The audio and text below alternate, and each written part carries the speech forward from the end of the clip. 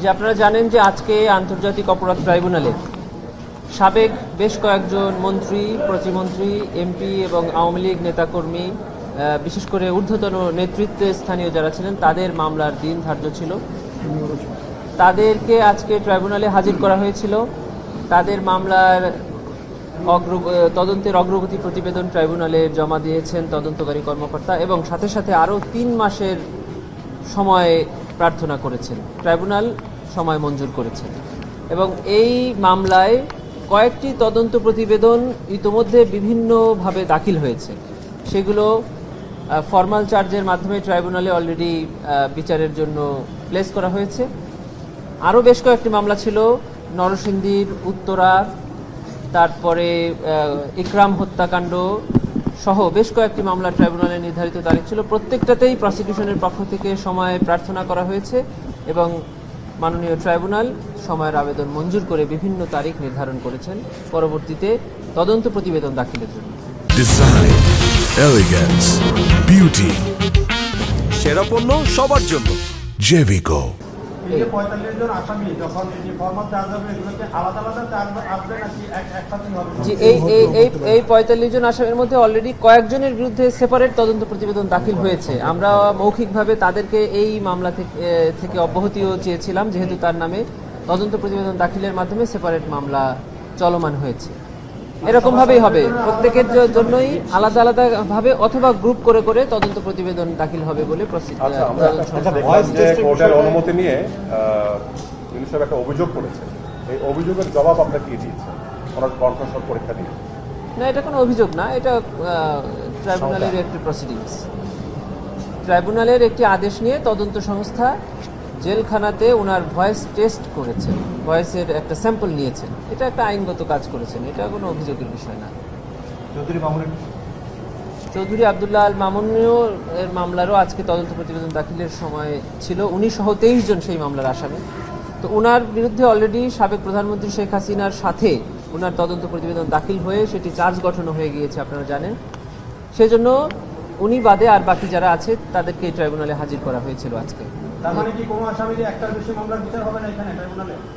না, এই যে সুপিরিয়র কমান্ড রেসপন্সিবিলিটির অভিযোগ যে সকল আসামিদের বিরুদ্ধে, তাদের বিরুদ্ধে জুলাই গণহত্যার অভিযোগে যে অভিযোগ আনা হয়েছে সেখানে একটা হতে পারে, একাধিক হতে পারে। এই মিস কেসে তাদের তদন্তকে ফ্যাসিলিটেট করার জন্য এইসব মিস কেসগুলো আমরা ফাইল করি, তাদেরকে গ্রেফতার করার জন্য। একটা মামলায় আমরা জেরা করলে কেমনে হবে? তাদেরকে প্রশ্নই করতে শেষ করুক না, উনি শেষ করতে দেন একটা। না না, উনি প্রশ্ন করুক না, অসুবিধা কি? আমি প্রশ্ন করতেছি। আরে শেষ করুক, একটা প্রশ্ন করে শেষ করুক। অনেকে লাইভে আছে। তাদেরকে গ্রেফতার দেখানো হয়। মিস কেসের কাজটা কি আসলে আপনার জানতে হবে যে তদন্ত কার্যক্রম চলমান অবস্থায় তদন্তকারী কর্মকর্তা যদি কখনো মনে হয় যে কাউকে এই মামলায় গ্রেফতার দেখানো দরকার, অথবা গ্রেফতার করার দরকার, অথবা গ্রেফতারকৃত আসামিকে জিজ্ঞাসাবাদ করা দরকার, অথবা কোনো একটা এলাকাতে সার্চ বা সিজিং এর পারমিশন দরকার, এ জাতীয় কোনো অনুমতির দরকার হলে তখন ট্রাইব্যুনালে অ্যাপ্লিকেশনের মাধ্যমে মিস কেস ফাইল করা হয়। এটা হলো তদন্তকে ফ্যাসিলিটেট করা।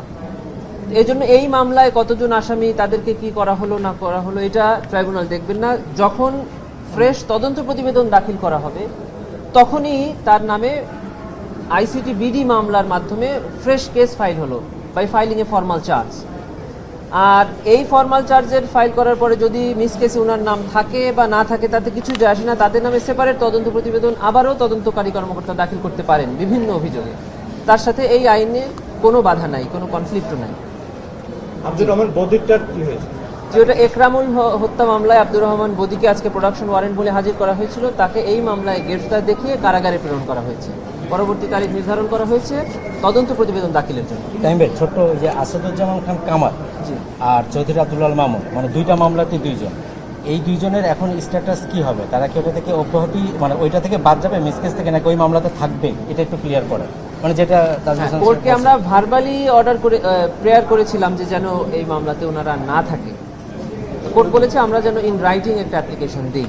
অতএব তার মানে এখনো ওই চৌধুরী আব্দুল্লাহ আল মামুন এবং আসাদুজ্জামান খান কামাল এই মিস কেসের আসামি হিসাবে থাকছেন। আবার ওনাদের দুজনের বিরুদ্ধে যে মামলা চলছে সেটা তো চলবেই।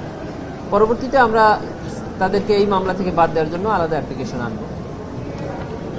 ঠিক আছে আর কিছু না। আমরা সরাসরিতে আছি, আপনি যদি এই যে হ্যাভিওয়েট মামলাটার Summary টা একটু বলেন। একটু জানাইতেন, যে হ্যাভিওয়েট মামলা মানে নিউজে ঢুকছে তো লাইভে। যে আন্তর্জাতিক অপরাধ ট্রাইব্যুনালে সাবেক বেশ কয়েকজন মন্ত্রী, প্রতিমন্ত্রী, এমপি এবং আওয়ামী লীগের নেতৃস্থানীয় কয়েকজন নীতি নির্ধারকদের আজকে ট্রাইব্যুনালে মামলার হাজিরা ছিল। তাদেরকে ট্রাইব্যুনালে হাজির করা হয়েছিল। প্রসিকিউশনের পক্ষ থেকে তাদের মামলার তদন্ত প্রতিবেদন দাখিলের জন্য আমরা সময়ের প্রার্থনা করেছিলাম। ট্রাইব্যুনাল সময়ের আবেদন মঞ্জুর করে আগামী 15ই অক্টোবর 2025 তারিখ তদন্ত প্রতিবেদন দাখিলের দিন ধার্য করেছে। আপনাদের মাধ্যমে জাতিকে আমরা জানাতে চাই যে এই মামলায় টোটাল 45 জন আসামি। আমরা তদন্ত প্রতিবেদন দাখিলের সময় চাচ্ছি টোটাল মামলাটা শেষ করার জন্য। তার মানে এই না যে এই 3 মাস আমাদের কার্যক্রম স্থগিত থাকবে। আমরা ইতোমধ্যে বেশ কয়েকজনের বিরুদ্ধে তদন্ত প্রতিবেদন হাতে পেয়েছি এবং ফর্মাল চার্জ দাখিলের মাধ্যমে মামলাও চলমান রয়েছে। আবার এই 3 মাসের মধ্যে আমাদের আরও বেশ কিছু আসামির বিরুদ্ধে সেপারেট তদন্ত প্রতিবেদন আমরা হাতে পাবো বলে তদন্ত সংস্থা আমাদেরকে জানিয়েছে। এইভাবে আমাদের ক্রমান্বয়ে তদন্ত একটার পর একটা আমরা হাতে পাচ্ছি এবং ফর্মাল চার্জ দাখিলের মাধ্যমে বিচার চলছে। আর আমাদের নিজ কেস মানে এই যে বিবিধ মামলাগুলো আমরা তদন্ত কার্যে সহায়তা করার জন্য পরিচালনা করি, সেগুলা আমরা এরকমভাবে সময় নিয়ে যাব, তাতে মামলার তদন্ত কোনো বিঘ্ন সৃষ্টি হবে না। আর আরও একটি মামলা ছিল যেটা 23 জন সাবেক পুলিশ কর্মকর্তার বিরুদ্ধে, সেটিরও আজকে দিন ধার্য ছিল। তাদেরকেও ট্রাইব্যুনালে হাজির করা হয়েছিল। তাদের মামলার তদন্ত প্রতিবেদন দাখিল করার জন্য আমরা সময় চেয়েছি, সময় আবেদন মঞ্জুর হয়েছে। যেমন এর মধ্যে আশুলিয়ার মামলা বিশেষ করে 4 জন আসামির বিরুদ্ধে অলরেডি তদন্ত প্রতিবেদন আমাদের হাতে এসেছে এবং ফর্মাল চার্জ দাখিলের মাধ্যমে মামলাও পরিচালিত হচ্ছে। চৌধুরী আব্দুল্লাহর মামলা আজকে হাজির হন। জি, উনি যেহেতু একটি মামলায় ওনার তদন্ত প্রতিবেদন আমাদের হাতে এসেছে, আমরা তদন্ত প্রতিবেদনের ভিত্তিতে ফর্মাল চার্জ দাখিল করেছি, চার্জ ফ্রেম হয়েছে, অতএব ওনাকে এই মিস কেসে আনাটা আর প্রয়োজন মনে করছেন না ট্রাইব্যুনালের জন্য অনেক। এটা কি রাজসাক্ষী হিসেবে প্রোটেকশনের জন্য, মানে বাড়তি নিরাপত্তার জন্য? এটি মূলত হলো এই মিস কেসে ওনার আর প্রয়োজন নাই, কারণ এই মিস কেস থেকে মূল মামলা শুরু হয়ে গেছে ওনার। আর সাথে সাথে এটাও বলা যায় যে উনি যেহেতু অ্যাপ্রুভার হয়েছেন, হতে সম্মতি দিয়েছেন, বাকিটা ওনার অ্যাপ্রুভার হবেন কি হবেন না এটা ওনার কোর্টে ওনার জবানবন্দি প্রদানের পরে নির্ধারণ করবে ট্রাইব্যুনাল। এই জন্য ভয়েস টেস্টের বিষয়টা যদি একটু বলেন। এটা শুধু হাসানুল হক ইনু না, এর আগেও ট্রাইব্যুনালে এটা অনেকবার হয়েছে। তদন্ত সংস্থা তদন্তকালে যে কারো ভয়েস টেস্ট করতে পারেন, কারণ ওনারা ভয়েস যেটি ওনারা তদন্তে পেয়ে থাকেন সেটা জেনুইন কিনা এটা টেস্ট করার জন্য তো এখন যিনি কাস্টডিতে আছেন তার অ্যাকচুয়াল ভয়েসটা লাগবে। সেটা ট্রাইব্যুনালের অনুমতি সাপেক্ষেই তদন্তকারী কর্মকর্তা ওনার ভয়েস টেস্টটা জেলখানায় করেছেন। একরাম হত্যা মামলার ডেটটা হলো 23/9/2025 তদন্ত প্রতিবেদন দাখিলের জন্য। জি, এই মামলায় হ্যাঁ, আব্দুর রহমান বদি সাহেবকে আজকে এই মামলায় গ্রেফতার দেখিয়ে কারাগারে প্রেরণ করা হয়েছে। একটা মামলায় যদি কেউ রাজসাক্ষী হয় তাহলে কি অন্যান্য মামলায় কি সে কোনো বেনিফিট পাবে এখানে? যদি এই একই অভিযোগে হয় তাহলে ট্রাইব্যুনাল চাইলে সেই বেনিফিট দিতে পারে।